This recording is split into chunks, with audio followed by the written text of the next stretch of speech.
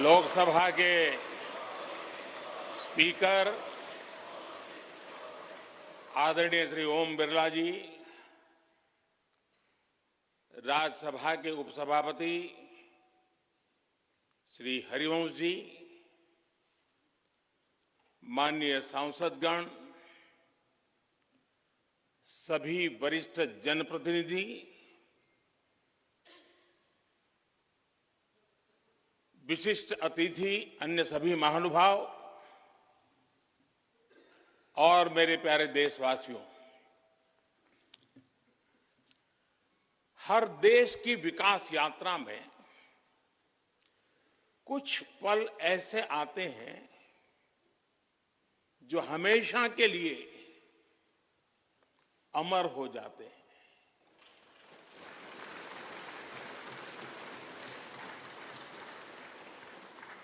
कुछ तारीखें समय के ललाट पर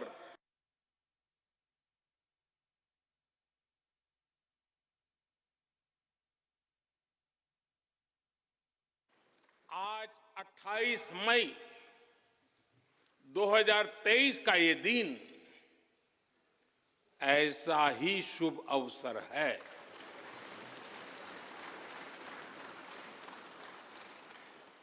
देश आजादी के 75 वर्ष होने पर अमृत महोत्सव मना रहा है। इस अमृत महोत्सव में भारत के लोगों ने देशवासियों को भारतीय लोकतंत्र के इस स्वर्णिम क्षण की बहुत बहुत बधाई देता हूं।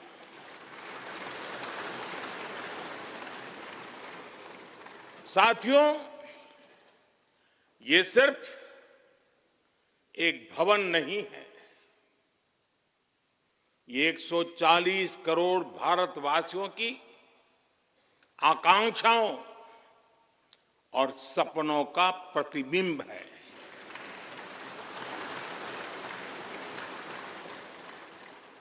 ये विश्व को भारत के दृढ़ संकल्प का संदेश देता हमारे लोकतंत्र का मंदिर है।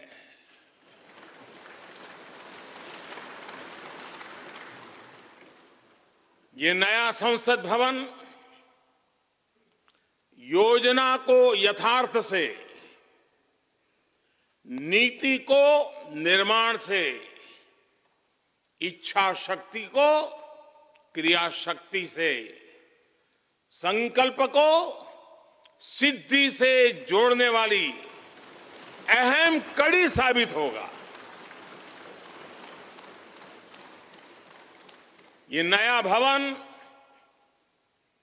हमारे स्वतंत्रता सेनानियों के सपनों को साकार करने का माध्यम बनेगा। ये नया भवन आत्मनिर्भर भारत के सूर्योदय का साक्षी बनेगा।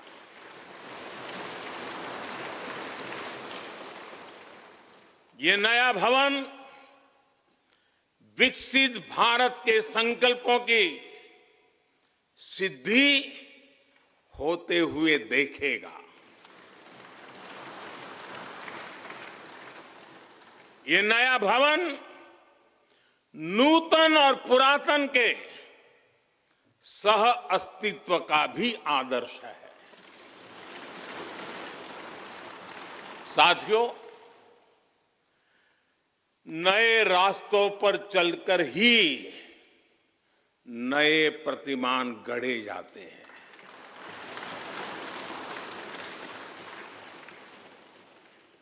आज नया भारत नए लक्ष्य तय कर रहा है, नए रास्ते गढ़ रहा है। नया जोश है, नया उमंग है, नया सफर है, नई सोच है। दिशा नई है, दृष्टि नई है, संकल्प नया है, विश्वास नया है।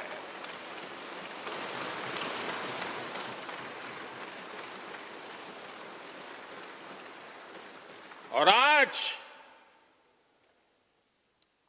फिर एक बार पूरा विश्व भारत को, भारत के संकल्प की दृढ़ता को, भारतवासियों की प्रखरता को,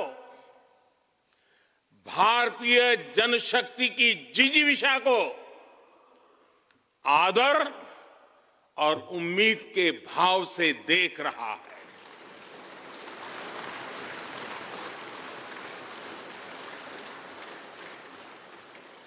जब भारत आगे बढ़ता है तो विश्व आगे बढ़ता है।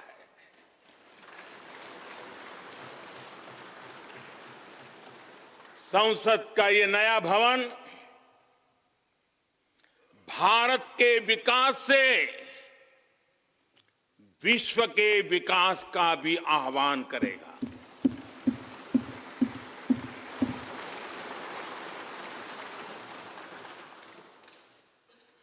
साथियों, आज इस ऐतिहासिक अवसर पर कुछ देर पहले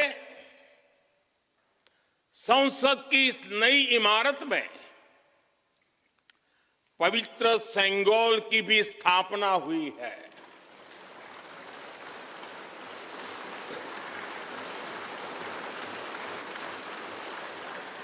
महान चोल साम्राज्य में सेंगोल को कर्तव्य पथ का, सेवा पथ का, राष्ट्र पथ का प्रतीक माना जाता था।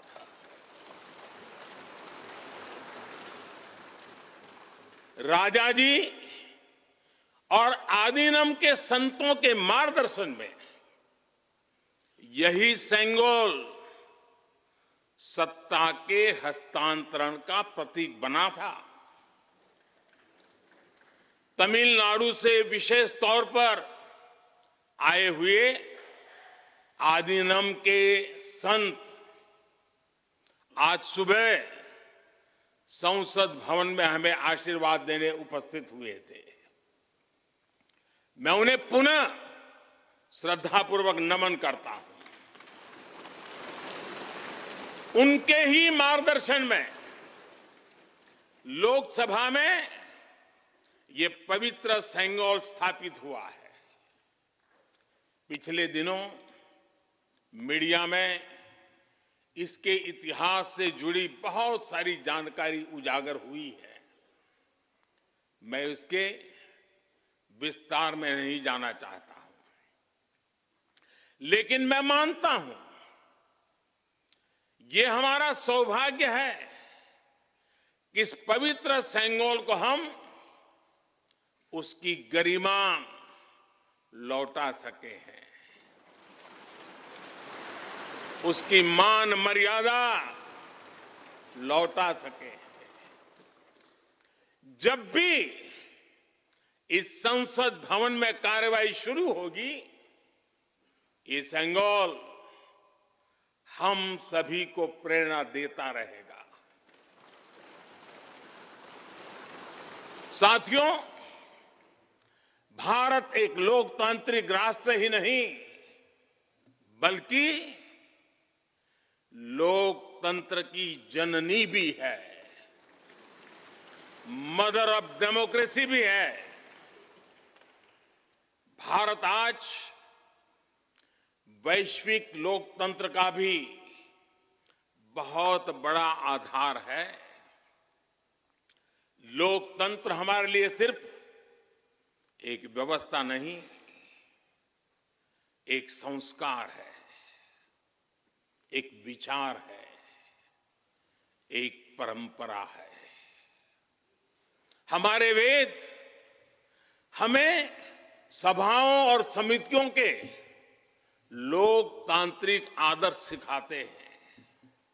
महाभारत जैसे ग्रंथों में गणों और गणतंत्रों की व्यवस्था का उल्लेख मिलता है।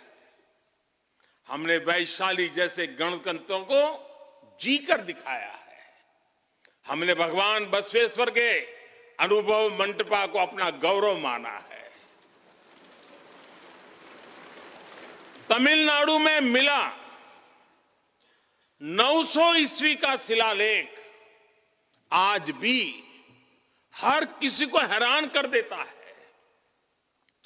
हमारा लोकतंत्र ही हमारी प्रेरणा है, हमारा संविधान ही हमारा संकल्प है।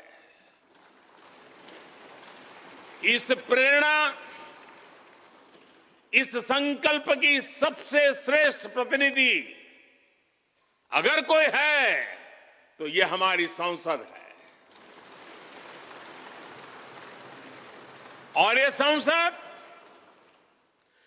देश की जिस समृद्ध संस्कृति का प्रतिनिधित्व करती है, उसका उद्घोष करती है। शेते निपद्यमानस्य, शेते निपस्य मानस्य चराति चर्त भगः चरैवेति चरैवेति चरैवेति। कहने का तात्पर्य, जो रुक जाता है उसका भाग्य भी रुक जाता है, लेकिन जो चलता रहता है उसी का भाग्य आगे बढ़ता है, बुलंदियों को छूता है। और इसलिए चलते रहो, चलते रहो। गुलामी के बाद हमारे भारत ने बहुत कुछ खोकर अपनी नई यात्रा शुरू की थी। वो यात्रा कितने ही उतार चढ़ावों से होते हुए, कितनी ही चुनौतियों को पार करते हुए आजादी के अमृत काल में प्रवेश कर चुकी है। आजादी का ये अमृत काल विरासत को सहेजते हुए विकास के नए आयाम गढ़ने का अमृत काल है। आजादी का ये अमृत काल देश को नई दिशा देने का अमृत काल है। आजादी का ये अमृत काल अनंत सपनों को, असंख्य आकांक्षाओं को पूरा करने का अमृत काल है। इस अमृत काल का आह्वान है, इस अमृत काल का आह्वान है मुक्त मातृभूमि को, मुक्त मातृभूमि को नवीन प्राण चाहिए, नवीन पर्व के लिए नवीन प्राण चाहिए। मुक्त गीत हो रहा, मुक्त गीत हो रहा नवीन राग चाहिए, नवीन पर्व के लिए नवीन प्राण चाहिए।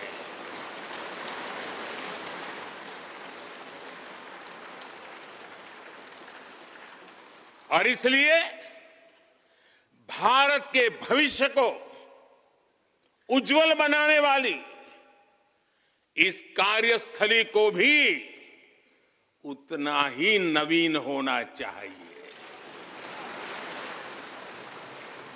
आधुनिक होना चाहिए। साथियों, एक समय था जब भारत दुनिया के सबसे समृद्ध और वैभवशाली राष्ट्रों में गिना जाता था। भारत के नगरों से लेकर महलों तक, भारत के मंदिरों से लेकर मूर्तियों तक, भारत का वास्तु भारत की विशेषज्ञता का उद्घोष करता था। सिंधु सभ्यता के नगर नियोजन से लेकर मौर्यकालीन स्तंभों और स्तूपों तक, चोल शासकों के बनाए भव्य मंदिरों से लेकर जलाशयों और बड़े बांधों तक, भारत का कौशल विश्व भर से आने वाले यात्रियों को हैरान कर देता था। लेकिन सैकड़ों साल की गुलामी ने हमसे हमारा ये गौरव छीन लिया। एक ऐसा भी समय आ गया जब हम दूसरे देशों में हुए निर्माण को देखकर मुग्ध होने लग गए। 21वीं सदी का नया भारत बुलंद हौसले से भरा हुआ भारत अब गुलामी की उस सोच को पीछे छोड़ रहा है। आज भारत प्राचीन कला की उस गौरवशाली धारा को एक बार फिर अपनी तरफ मोड़ रहा है और संसद की ये नई इमारत इस प्रयास का जीवंत प्रतीक बनी है। आज नए संसद भवन को देखकर हर भारतीय गौरव से भरा हुआ है। इस भवन में विरासत भी है, वास्तु भी है, इसमें कला भी है, कौशल भी है, इसमें संस्कृति भी है और संविधान के स्वर भी है। आप देख रहे हैं कि लोकसभा का आंतरिक हिस्सा, यहां भी देखिए, यहां भी देखिए, राष्ट्रीय पक्षी मोर पर आधारित है। राज्यसभा का आंतरिक हिस्सा राष्ट्रीय फूल कमल पर आधारित है और संसद के प्रांगण में हमारा राष्ट्रीय वृक्ष बरगद भी है। हमारे देश के अलग अलग हिस्सों की जो विविधता है, इस नए भवन ने उन सबको समाहित किया है। इसमें राजस्थान से लाए गए ग्रेनाइट और बलुआ पत्थर लगाए गए हैं। ये जो लकड़ी का काम आप देख रहे हैं ना, वो महाराष्ट्र से आई है। यूपी में भदोही के कारीगरों ने इसके लिए अपने हाथ से कालीनों को बुना है। एक तरह से इस भवन के कण कण में हमें एक भारत श्रेष्ठ भारत की भावना के दर्शन। साथियों, संसद के पुराने भवन में सभी के लिए अपने कार्यों को पूरा करना कितना मुश्किल हो रहा था, ये हम सभी जानते हैं। टेक्नोलॉजी से जुड़ी समस्याएं थी, बैठने की जगह से जुड़ी चुनौती थी। इसलिए ही बीते 1.5-2 दशकों से ये चर्चा लगातार हो रही थी कि देश को एक नए संसद भवन की आवश्यकता है। और हमें ये भी देखना होगा कि आने वाले समय में सीटों की संख्या बढ़ेगी, सांसदों की संख्या बढ़ेगी, वो लोग कहां बैठते हैं? और इसलिए ये समय की मांग थी कि संसद की नई इमारत का निर्माण किया जाए।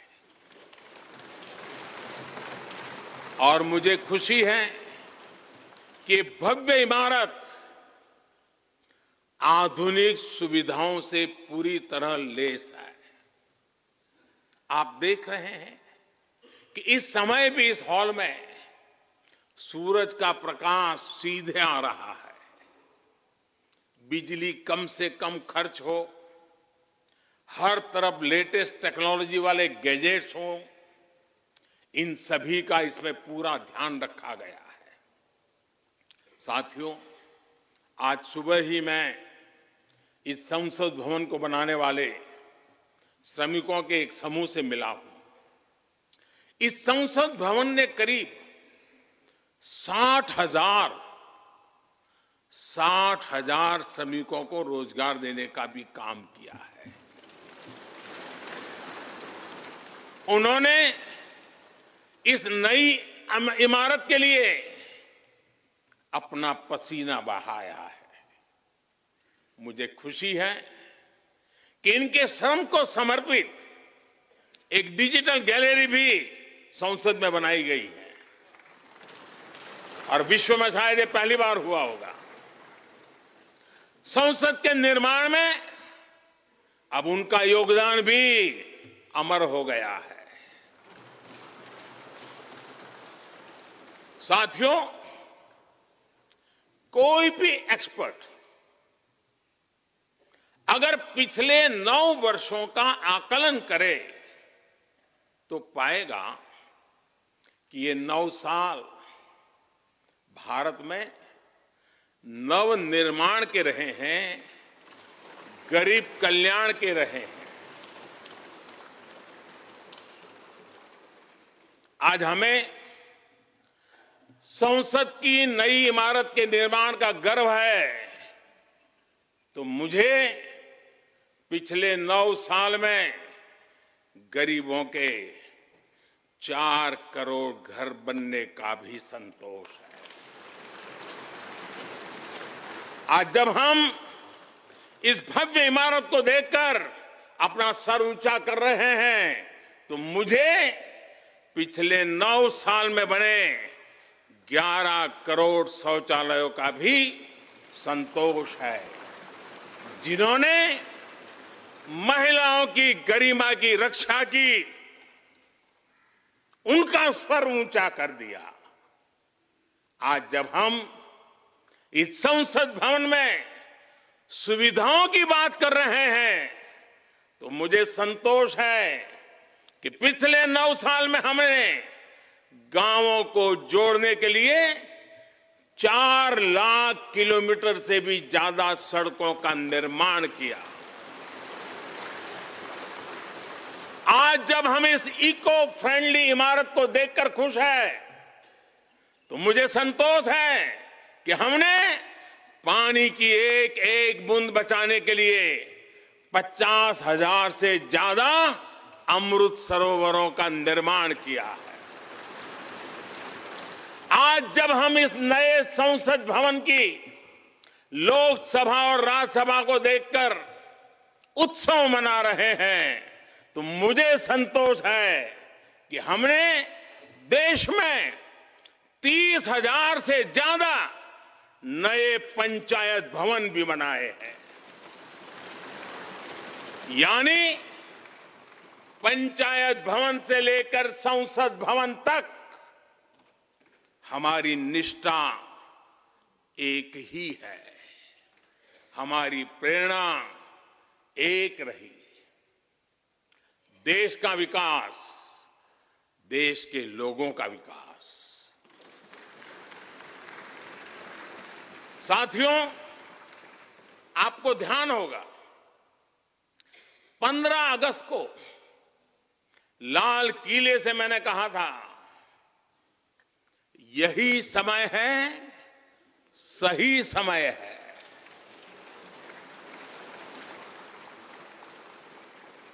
हर देश के इतिहास में ऐसा समय आता है जब देश की चेतना नए सिरे से जागृत होती है। भारत में आजादी के 25 साल पहले, 47 के पहले 25 साल याद कीजिए, आजादी के 25 साल पहले ऐसा ही समय आया था। गांधी जी के असहयोग आंदोलन ने पूरे देश को एक विश्वास से भर दिया था। गांधी जी ने स्वराज के संकल्प से हर भारतवासी को जोड़ दिया था। ये वो दौर था जब हर भारतीय आजादी के लिए जी जान से जुट गया था। इसका नतीजा हमने 1947 में भारत की आजादी के तौर पर देखा। आजादी का ये अमृतकाल भी भारत के इतिहास का ऐसा ही पड़ाव है। आज से 25 साल बाद भारत अपनी आजादी के 100 वर्ष पूरे करेगा। हमारे पास भी 25 वर्ष का अमृत कालखंड है। इन 25 वर्षों में हमें मिलकर भारत को विकसित राष्ट्र बनाना है।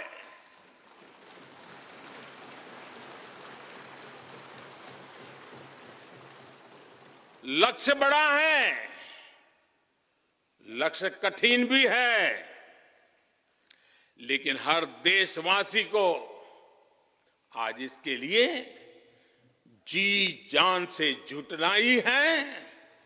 नए प्रण लेने हैं, नए संकल्प लेने हैं, नई गति पकड़नी है। और इतिहास गवाह है कि हम भारतीयों का विश्वास सिर्फ भारत तक ही सीमित नहीं रहता। हमारी आजादी की लड़ाई ने दुनिया के बहुत सारे देशों में उस समय एक नई चेतना जागृत कर दी थी। हमारी आजादी की लड़ाई से भारत तो आजाद हुआ ही, साथ ही कई देश आजादी की राह पर चल पड़े। भारत के विश्वास ने दूसरे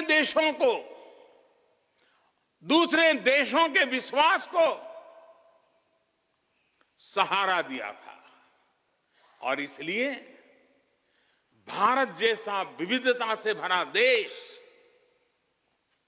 इतनी बड़ी आबादी वाला देश, इतनी सारी चुनौतियों से लड़ने वाला देश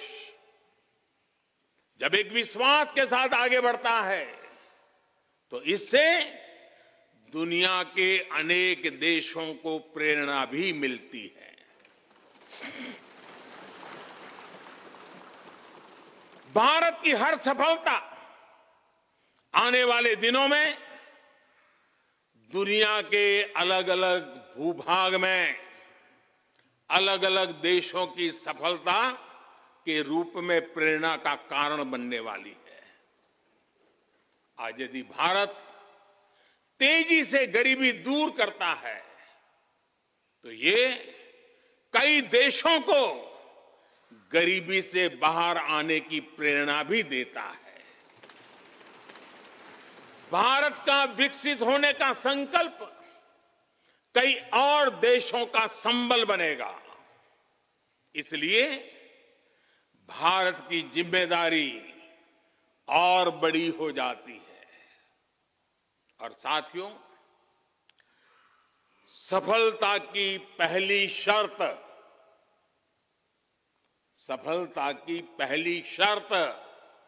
सफल होने का विश्वास ही होती है। ये नया संसद भवन इस विश्वास को नई बुलंदी देने वाला है। ये विकसित भारत के निर्माण में हम सभी के लिए नई प्रेरणा बनेगा। ये संसद भवन हर भारतीय के कर्तव्य भाव को जागृत करेगा। मुझे विश्वास है इस संसद में जो जनप्रतिनिधि बैठेंगे वे नई प्रेरणा के साथ लोकतंत्र को नई दिशा देने का प्रयास करेंगे।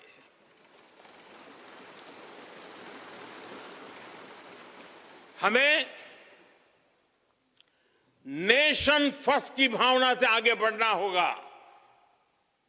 इदम राष्ट्राय इदम न मम। हमें कर्तव्य पथ को सर्वोपरि रखना होगा। कर्तव्यमेव कर्तव्यम, अकर्तव्यम न कर्तव्यम। हमें अपने व्यवहार से उदाहरण प्रस्तुत करना होगा। यद यदाचरति श्रेष्ठः तद्देव इतरो जनः। हमें निरंतर खुद में सुधार करते रहना होगा। उद्धरेत आत्मना आत्मानाम्। हमें अपने नए रास्ते खुद बनाने होंगे। अपदीवो भवः। हमें खुद को खपाना होगा, तपाना होगा। तपसो ही परम नास्ति तपसा विंदते महत। हमें लोक कल्याण को ही अपना जीवन मंत्र बनाना होगा। लोकहितम मम करणीयम। जब संसद के इस नए भवन में हम अपने दायित्वों का ईमानदारी से निर्वहन करेंगे तो देशवासियों को भी नई प्रेरणा मिलेगी। साथियों, दुनिया के सबसे बड़े लोकतंत्र को यह नई संसद एक नई ऊर्जा और नई मजबूती प्रदान करेगी। हमारे श्रमिकों ने अपने पसीने से इस संसद भवन को इतना भव्य बना दिया है। अब हम सभी सांसदों का दायित्व है कि इसे अपने समर्पण से और ज्यादा दिव्य बनाएंगे।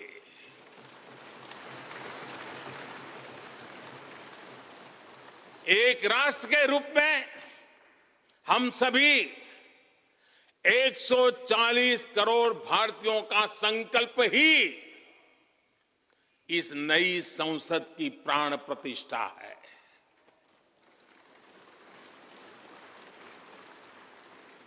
यहां होने वाला हर निर्णय आने वाली सदियों को सजाने संवारने वाला है। यहां होने वाला हर निर्णय आने वाली पीढ़ियों को सशक्त करने वाला होगा। यहां होने वाला हर निर्णय भारत के उज्ज्वल भविष्य का आधार बनेगा।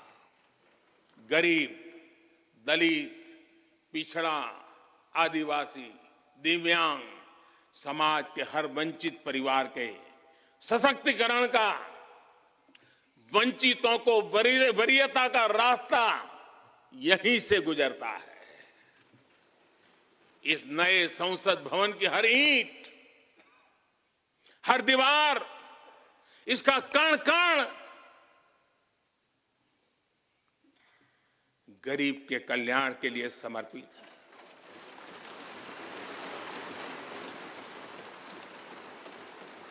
अगले 25 वर्षों में संसद के इस नए भवन में बनने वाले नए कानून भारत को विकसित भारत बनाएंगे। इस संसद में बनने वाले कानून भारत को गरीबी से बाहर निकालने में मदद करेंगे। इस संसद में बनने वाले कानून देश के युवाओं के लिए, महिलाओं के लिए नए अवसरों का निर्माण करेंगे।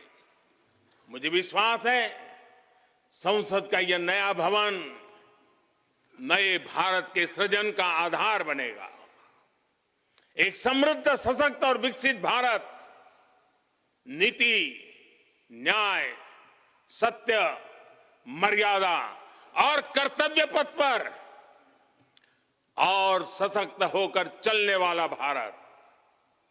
मैं समस्त भारतवासियों को नए संसद भवन की फिर से बहुत बहुत बधाई देता हूं। धन्यवाद।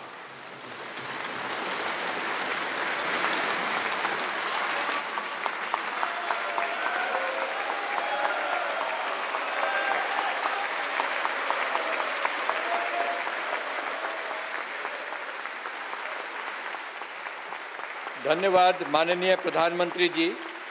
गणमान्य अतिथिगण, भारत की संसद के नवनिर्मित भवन के लोकार्पण का कार्यक्रम अब यहीं समाप्त होता है। आप सभी को इस ऐतिहासिक अवसर पर पधारने के लिए हृदय से धन्यवाद। नमस्कार। जय हिंद।